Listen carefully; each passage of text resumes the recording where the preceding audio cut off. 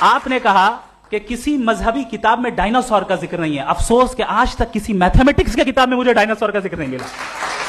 تو اس کا مطلب میتھمیٹکس کی کتاب بیکار ہے؟ نہیں, اس کا وہ ٹاپک نہیں ہے. ریویلیشن کا اور مذہبی کتابوں کا ٹاپک یہ نہیں ہے کہ آپ کو آ کے بتائے سائیکل کیسے بناتے ہیں, یا آ کر یہ بتائیں کہ جو ہے ڈائناسور کب تھا. وہ تو مورالیٹی سکھانے آیا ہے, گاڈ کے بارے میں بتانے آیا, نان فزیکل ریالٹی کی حقیقت کو سکھانے کے لیے آیا.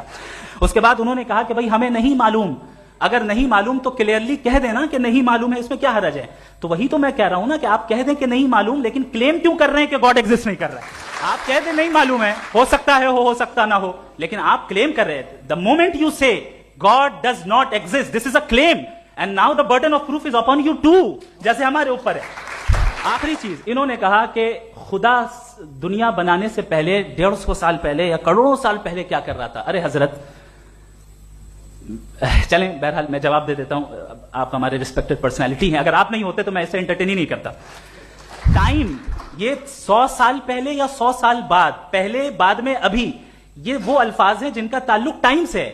ٹائم شروع ہی ہوا ہے یونیورس کی بگننگ کے بعد, تو اس کے پہلے خدا کیا کر رہا تھا؟ سوال illogical ہے, یہ فلسفی ہے. یعنی آپ یہ کہہ رہے ہیں کہ یونیورس کے بننے سے پہلے خدا کیا کر رہا تھا؟ ٹائم کے بننے سے پہلے کا تعلق ٹائم سے, ٹائم اس وقت تھا ہی نہیں, تو یہ سوال ہی انویلڈ ہے خدا کے تعلق سے.